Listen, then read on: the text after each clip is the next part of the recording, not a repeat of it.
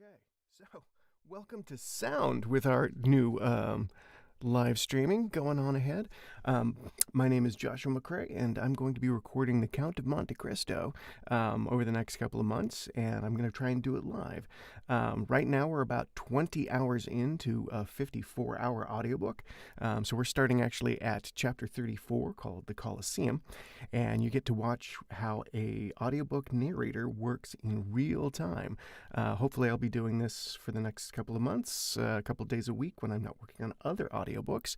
And if you got any questions or want to know stuff, feel free to jump in the chat. While I'm working, I'm not going to be obviously checking the chat, but I will check it once I finish with the recording for today, and then so stick around. And if you don't want to stick around, just go ahead and send me an email or direct message or whatever it is we do here. We'll make this a lot more professional coming up. So this is kind of our first time doing YouTube videos. So we're going to start over here at chapter 34 with the Colosseum.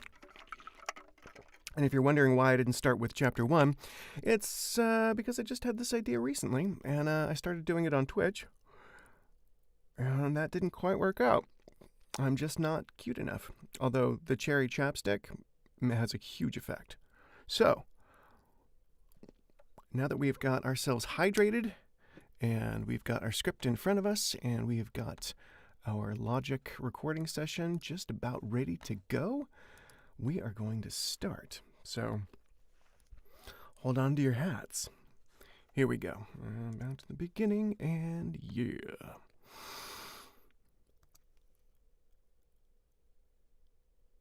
Chapter 34, The Colosseum. Franz had so managed his route that during the ride to the Colosseum they passed not a single ancient ruin, so that no preliminary impression interfered to mitigate the colossal proportions of the gigantic building they came to admire. The road selected was a continuation of the Via Sistina. Then, by cutting off the right angle of the street in which stands Santa Maria Maggiore, and by preceding the Via Urbana, the travelers would find themselves directly opposite the Colosseum. This itinerary possessed another great advantage, that of leaving Franz at full liberty to indulge his deep reverie upon the subject of Signor Pastrini's story, in which his mysterious host of Monte Cristo was so strangely mixed up. Seated with folded arms. So what we do is we trim off the mistake, put our track in live, and you're going to hear a little bit of the muffled talking, but I'm going to hear it much better because I have better speakers than you do. Here we go. His host of Monte Cristo was so strangely mixed up. Seated with folded arms in a corner of the carriage, he continued to ponder over the singular story he had so lately listened to, and to ask himself an interminable number of questions touching its various circumstances, without, however, arriving at a satisfactory reply to any of them. One fact more than the... What I was trying to do is scroll the text, and instead I scrolled the audio track. So let's try this again. Satisfactory reply to any of them. One fact more than the rest brought his friend Sinbad the Sailor back to his recollection, and that was the mysterious sort of intimacy that seemed to exist between the brigands and the sailors, and Pastrini's account of having found refuge on board the vessels of smugglers and fishermen. It reminded Franz of the two Corsican bandits he had found supping so amicably with the crew of the little yacht, which had even deviated from its course, oh yeah. Nope, sometimes you just slip up. Okay, so we got a big old breath right in there. I don't know if I want to keep it, though. Okay, so we're going to go there. We do still have a big breath, but it's not quite as stabbing. So we're going to go all the way over here. It reminded. I'm going to take a little glass of water. Always stay hydrated, folks. Found refuge on board the vessels of smugglers and fishermen. It reminded Franz of the two Corsican bandits he had found supping so amicably with the crew of the little yacht, which had even deviated from its course and touched at Porto Vecchio for the sole purpose of landing them. The very name assumed by his host of Monte Cristo, and again repeated by the landlord of the Hotel de Londres, abundantly proved to him that his island friend was playing his philanthropic part on the shores of Piombino, Civitavecchia, Ostia, and Gaeta, as on those of Corsica, Tuscany, and Spain. And further, Franz bethought him of having heard his singular entertainer speak of both Tunis and Palermo, proving thereby how largely his circle of acquaintances extended. That was quite the mouthful, which is fine. That's what we deal with, quite the mouthful, but we do want to clean up this transition, make sure it sounds right. Smugglers and fishermen. It reminded Franz. Okay, so we need to pump that.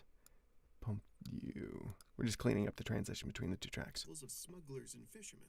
It reminded Franz of the two Corsican. Need a little bit more breath there. Smugglers and fishermen. It reminded Franz of perfect timing. Okay. Acquaintances extended. Excellent. We're hurrying a little bit because there is so much exposition and there's so many long sentences. So what we're going to do is we're going to try and slow down just a skosh so that we bring you back into the story. The circle of acquaintances extended. But however the mind of the young man might be absorbed in these reflections, they were at once dispersed at the sight of the dark, frowning ruins of the... Clearly we are having trouble putting words into sentences today, so let's... maybe we didn't warm up quite hard. We went for a nice mild jog, but sometimes it just doesn't get the face muscles all rocking. Okay, here we go. His circle of acquaintances extended. But however the mind of the young man might be absorbed in these reflections, they were at once dispersed at the sight of the dark, frowning ruins of the stupendous Colosseum. All right, we're going to try that all again because we can. His circle of acquaintances extended. But however the mind of the young man might be absorbed in these reflections, they were at once dispersed at the sight of the dark, frowning ruins of the stupendous Colosseum, through the various openings of which the pale moonlight played and flickered like the unearthly gleam from the eyes of the wandering dead. What a great line. Flicker like the gleam of the eyes of the wandering dead. This is why we work on classics. Not that I don't love all the books I work on, but a line like that, come on, man. From the eyes of the wandering dead. The carriage stopped near the Meta-Sudans. The door was opened, and the young men eagerly alighting found themselves opposite a guide who appeared to have sprung up from the ground, so unexpected was his appearance. The usual guide from the hotel having followed them, they had paid 2 conductors. The usual guide from the... Nor is it possible at Rome to avoid this abundant supply of guides.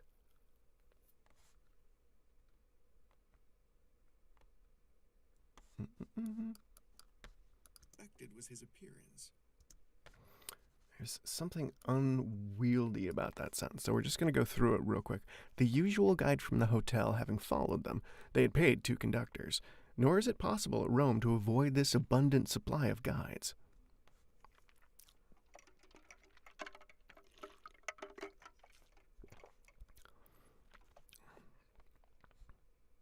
Okay. Boop, boop, boop, boop, boop, boop. Okay, it's just a little archaic language. I could go in and fix it, but I'm not going to do that today. We're just going to kind of barrel through, so it just has a certain sense of guides are plentiful in the Colosseum. Here we go. Sprung up from the ground, so unexpected was his appearance.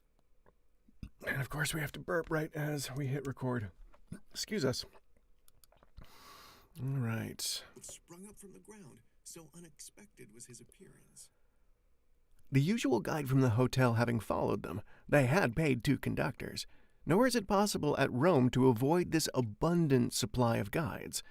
Besides, the ordinary guide, who seizes upon you directly, seizes upon you the moment you set foot into your hotel. We're going to actually change that because that doesn't make any sense. Supply of guides. Besides, the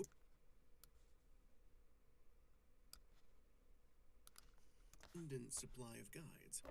Besides, the ordinary guide, who seizes upon you the second you set foot in your hotel and never quits you while you remain in the city. There's also a special guide belonging to each monument, nay, almost to each part of a monument. It may therefore be easily imagined there is no scarcity of guides at the Colosseum that wander of all ages. Ooh, wonder of all ages. That wander of all ages. Let's try that again. Colosseum, that No, we're going to go back. I'm going to start that again. of a monument. It may there Here we go. Boop-a-doo. to each part of a monument. It may therefore be easily imagined there is no scarcity of guides at the Colosseum, that wonder of all ages which Martial thus eulogizes.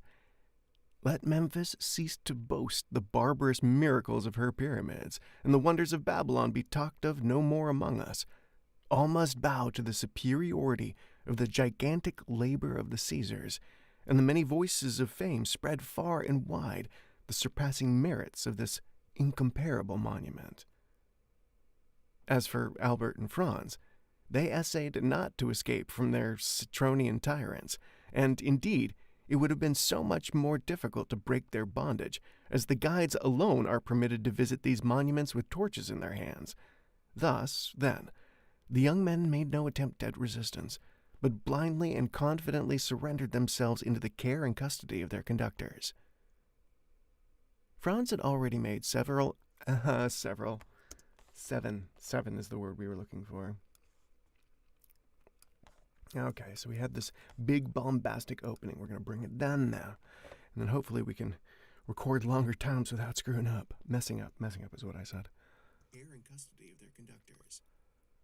Franz had already made 7 or 8 similar excursions to the Colosseum, while his less favored companion trod for the first time in his life the classic ground forming the monument of Flavius Vespasian, and, to his credit be spoken, his mind, even amid the glib loquacity of the guides, was duly and deeply touched with awe and enthusiastic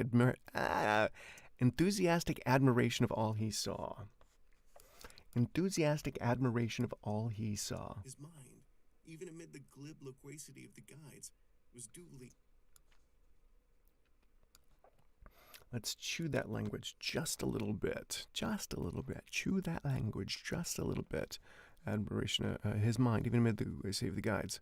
We're starting here. His mind, even amid the glib loquacity of the guides, was duly and deeply touched with awe and enthusiastic admiration of all he saw.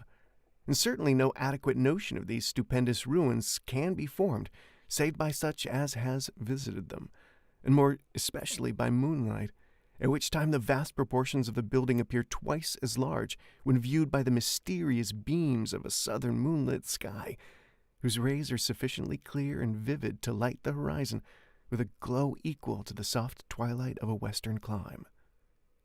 Scarcely, therefore, had the reflective Franz walked 100 steps beneath... Ooh, we need that.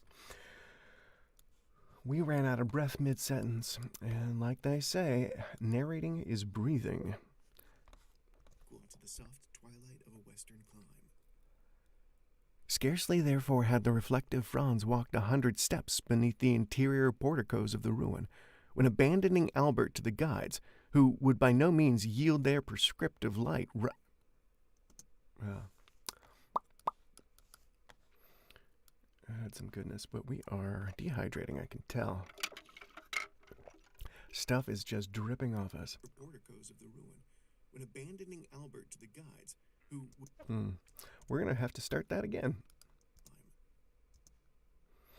equal to the soft twilight of a western clime.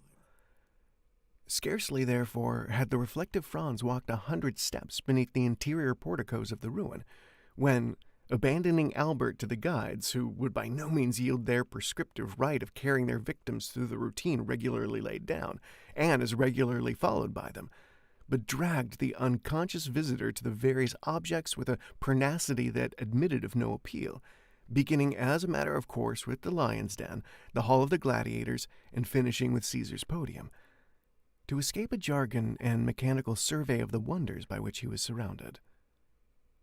Franz ascended a half-dilapidated staircase, and leaving them to follow the monotonous round, seated himself at the foot of a column, and immediately opposite a large aperture which permitted him to enjoy a full and undisturbed view of the gigantic dimensions of the majestic ruin.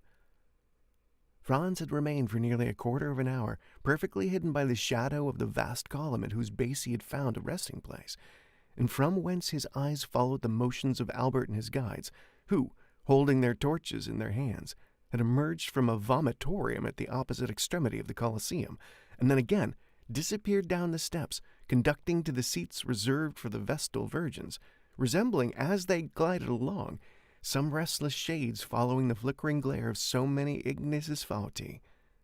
Ew, I wonder what that is.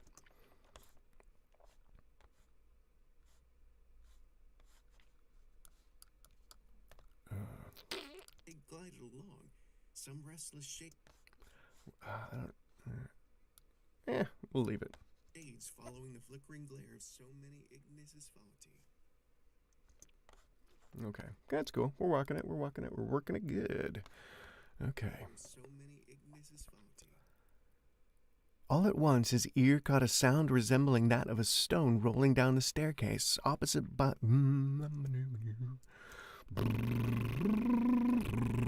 feeling a little stuck. So many ignis fauci. All at once his ear caught a sound resembling that of a stone rolling down the staircase opposite So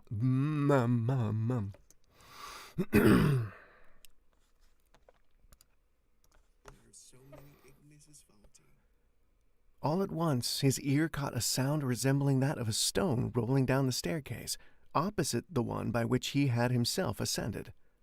There was nothing remarkable in the circumstance of a fragment of granite giving way and falling heavily below. Opposite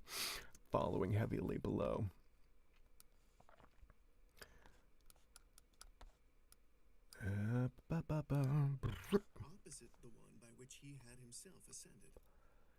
There was nothing remarkable in the circumstance of a fragment of granite giving way and falling heavily below, but it seemed to him that the substance that fell gave way. So one of the problems with working with Victoria-era writing is, one, it's both beautiful and very complex. So there's a lot of complicated sentences, and you find yourself tripping over it a little bit, which is why doing 54 hours of this stuff can seem a little daunting, which is why I have you with me. Here we go. Fragment of granite, giving way and falling heavily below. But it seemed to him that the substance that fell gave way beneath the pressure of a foot, and also that someone who endeavored as much as possible to prevent his... Darn it. I was going to say something other that starts with an F, not footsteps. Of a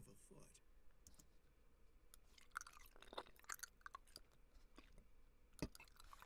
All right. Substance that fell gave way beneath the pressure of a foot. And also that... Sorry, there was mouth noise. Here we go. And also that someone who endeavored as much as possible to prevent his footsteps from being heard was approaching the spot where he sat. Conjecture soon became certainty, for the figure of a man was distinctly visible to Franz, gradually emerging from the staircase opposite. Franz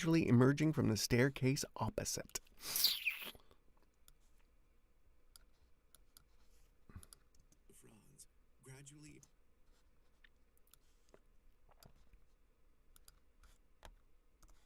was approaching the spot where he sat. Conjecture soon became certainty, for the figure of a man was distinctly visible to Franz, gradually emerging from the staircase opposite, upon which the moon was at that moment pouring a full tide of silvery brightness. The stranger thus presenting himself was probably a person who, like Franz, preferred the enjoyment of solitude and his own thoughts to... it needs to go a little faster. You are Captain Kirking that one. Who, like Franz, Yeah, let's try that again. Do. It's got a cadence to it, and if you mess up the cadence, it just... pouring a full tide of silvery brightness. The stranger thus presenting himself was probably a person who, like Franz, preferred the enjoyment of solitude and his own thoughts to the frivolous gabble of the guides, and his appearance had nothing extraordinary in it, but the hesitation with which he proceeded, stopping and listening, with anxious attention at every step he took, convinced Franz that he had expected the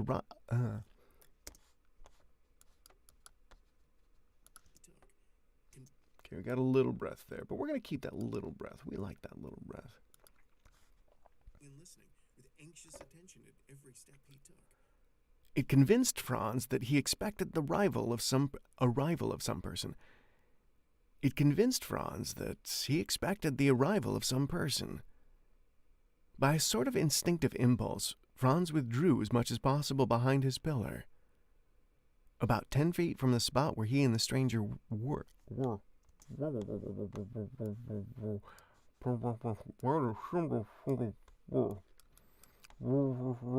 What's narrating underwater?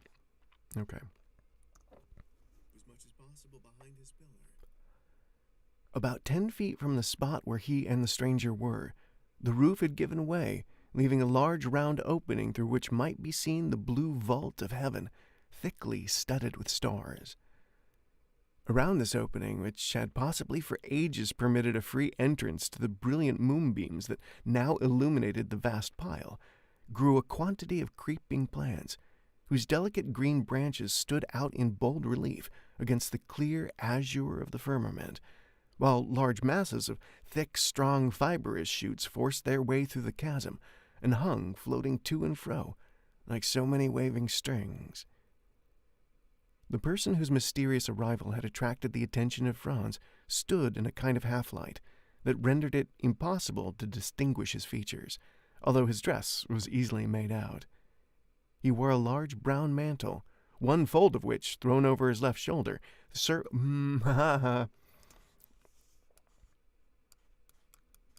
I love it when you get in the groove. Although his dress was easily made out.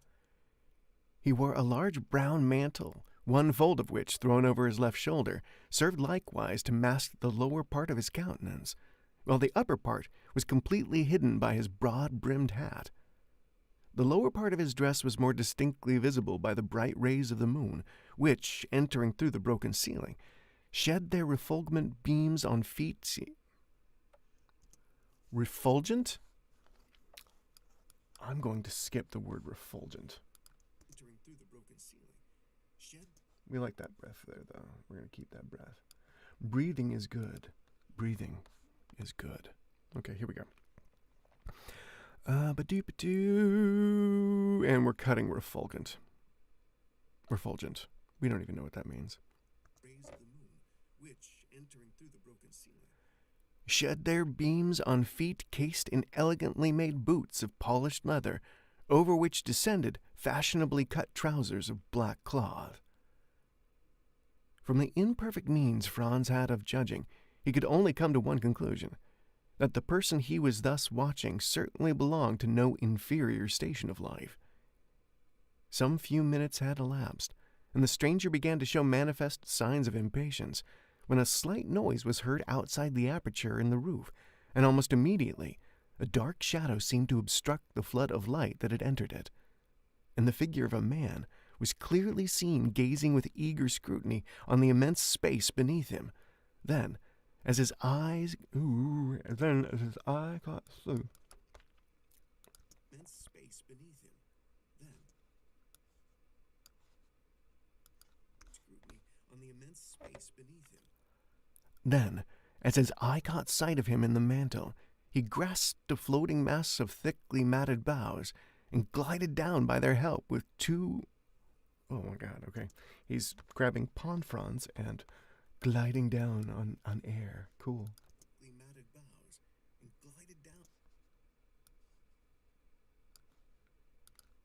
Mass of thickly matted boughs. And glided down by their help to within 3 or 4 feet of the ground, and then leapt lightly on his feet. The man who had performed this daring act with so much indifference wore the transvestite costume.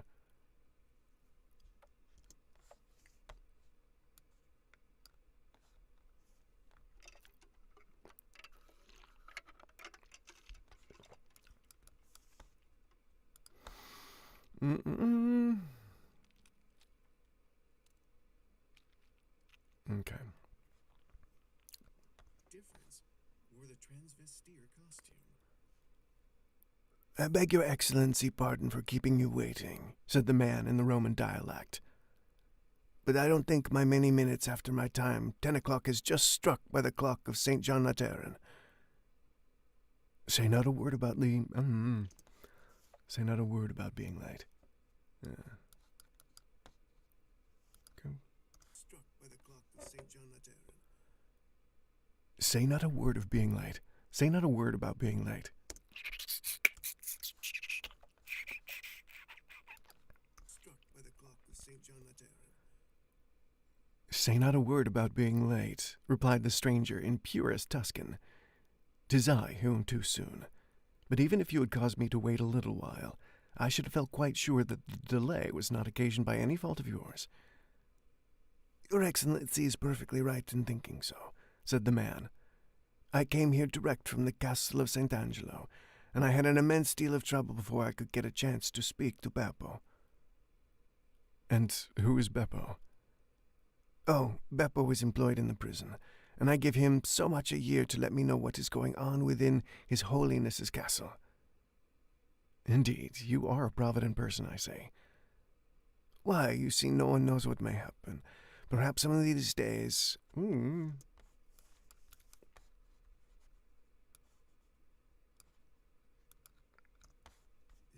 you are a provident person, I say. Why, you see, no one knows what may happen. Perhaps some of these days I may be entrapped, like poor Peppino, and may be very glad to have some little nibbling mouse to gnaw the meshes of my net, and so help me out of prison. Briefly, what did you learn? That 2 executions of considerable interest will take place the day after tomorrow at 2 o'clock, as is customary at Rome at the commencement of all the great festivals. One of the culprits will be Mozzallato. He is an atrocious villain, who murdered the priest who brought him up, and deserves not the smallest pity. The other... The smallest pity. Peppino. Brought him up, and deserves not the smallest pity. The other sufferer is sentenced to be decapitato, and he, Your Excellency, is poor Peppino. The fact is that you have not inspired... The fact is, he's going to say, well, the fact is you're a bad guy, and you bad guys are getting their heads chopped off. But here we go. Time we're looking at, okay, we go about 10 more minutes of this, and then we will call it a day. And he, Your Excellency, is poor Peppino. The fact is that you have inspired not only the pontifical government, but also the neighboring states with such extreme fear, that they are glad of all opportunity of making an example. But Peppino did not even belong to my band. He was merely a poor shepherd, whose only crime consisted in furnishing us with provisions. Which makes him your accomplice to all intents and purposes. But mark the distinction with which he is treated. Instead of being knocked on the head as you would be if once they caught hold of you, he is simply sentenced to be guillotined, by which means, too, the amusements of the day are diversified, and there is a spectacle to please every spectator. Without reckoning the wholly unexpected one, I am preparing to surprise them. My good friends, said the man in the cloak, excuse me for saying you seem to me precisely in the mood to commit some wild or extravagant act. Perhaps I am, but one thing I have resolved on, and that is to stop at nothing to restore a poor devil to liberty, who has got into this scrape solely from having served me. I should hate and despise myself as a coward did I desert the brave fellow in his present extremity. And what do you mean to do? To surround the scaffold with 20 of my best men, who at a single from me, when I give my single, although it would be pretty funny because that's how some Italian might say it, but it's neither here nor there. Here we go. And what do you mean to do? To surround the scaffold with 20 of my best men, who at a signal from me will rush forward directly to Peppino. rush forward directly to Peppino? That doesn't make any sense. But directly as Peppino. Rush forward directly as Peppino's drop. Okay. Will rush forward with 20 of my best men, who at a Okay, we're going to try that again. And we're just changing a little bit of the dialogue here. Again, this is a translation of a translation of a translation.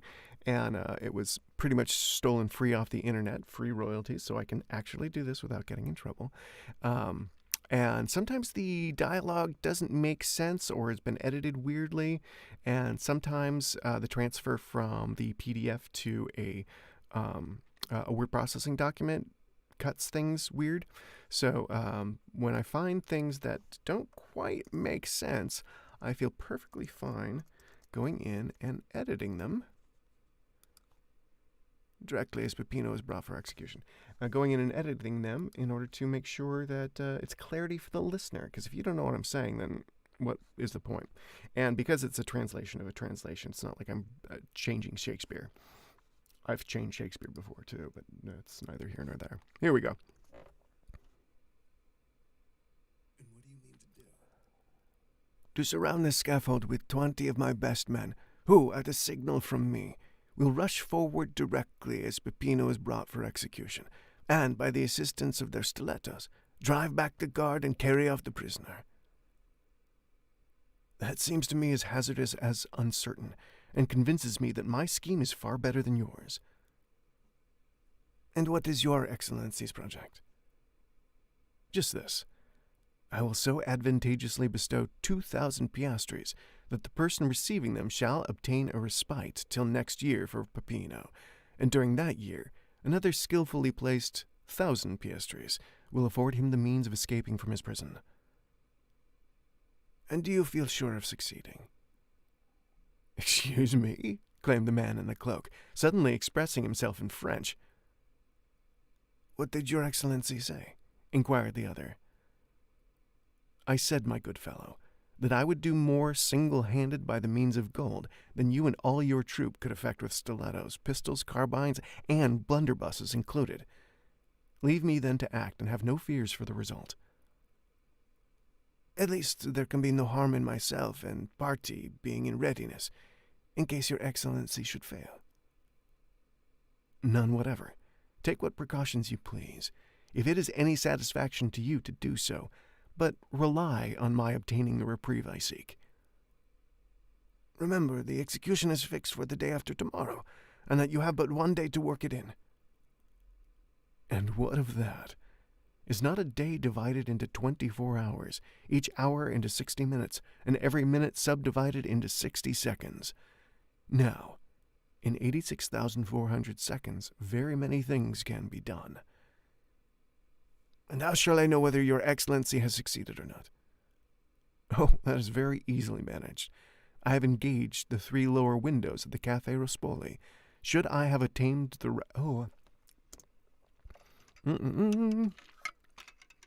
All right, we are at 9:40. Let's give it another 5 minutes. Oh, that is very easily managed. And how shall I know whether your Excellency has succeeded or not? Shoop-a-doop-a-doo. Shall I know whether your Excellency has succeeded or not? Oh, that is very easily managed. I have engaged the 3 lower windows at the Café Rospoli. Should I have obtained...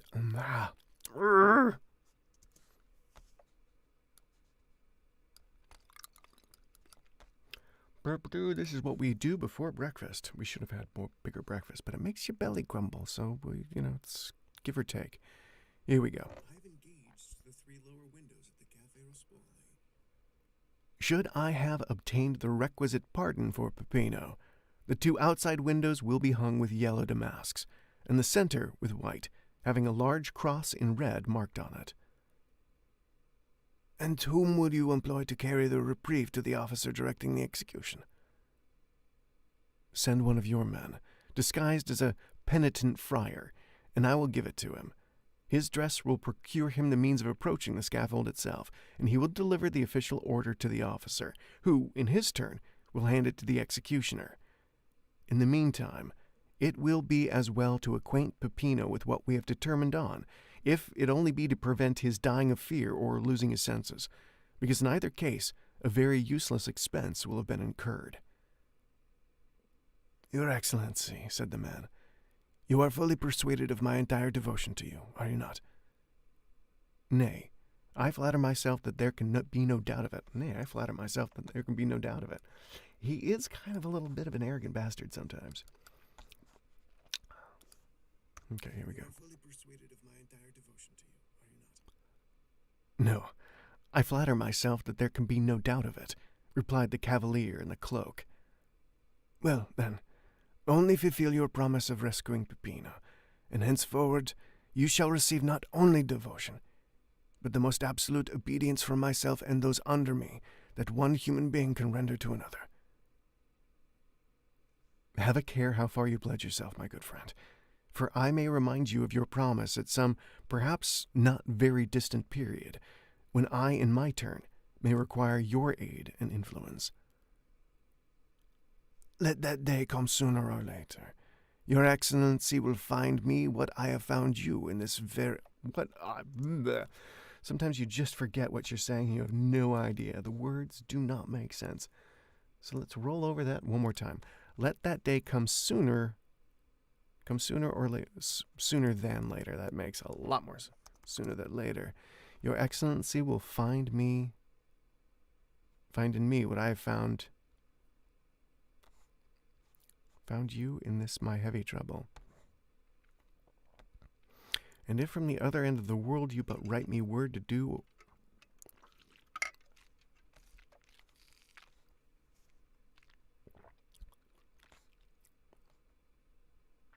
find me what I have found you.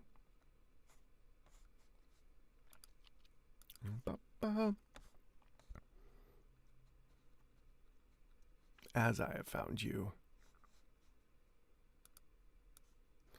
I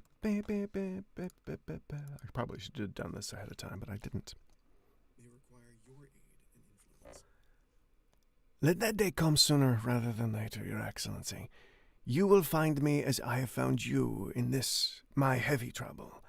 And if from the other end of the world you but write me word to do such or such a thing, you may regard it as done, for done it shall be, on the word and faith of...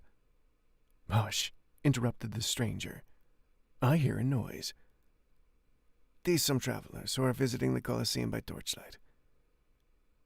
'Twere better we should not be seen together.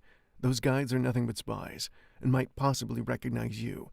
And, however I may be honored by your friendship, my worthy friend, if once the extent of our intimacy were known, I am sadly afraid both my reputation and credit would suffer thereby. Well, then, if you obtain the reprieve, the middle window at the Café Rospoli will be hung with the white damask, bearing a red cross. And if you fail, then all 3 windows will have yellow draperies. And then, my good fellow, use your daggers in any way you please, and I further promise you to be there as a spectator of your prowess. We understand each other perfectly, then. Adieu, Your Excellency. Depend upon me. Excuse me. That's a perfect time to end. We're going to take a little break, see if anybody's say hi. And then we will call it a morning not wasted. Here we go. And I further promise you to be there as a spectator of your prowess. We understand each other perfectly, then. Adieu, Your Excellency. Depend upon me as I firmly depend upon you. Cool. All right, that is a perfect time to stop, because we don't like to spend too much time in this little box or we start to suffocate and lose our brains. The rest of the day is going to be spent doing auditioning, so we are going to close, open you up, and it looks like we didn't have anybody paying attention, which is fine. Okay, so let's go ahead, and we are going to end the stream for today. Thank you for hanging out, or if you stopped by to visit, thank you for stopping by to visit.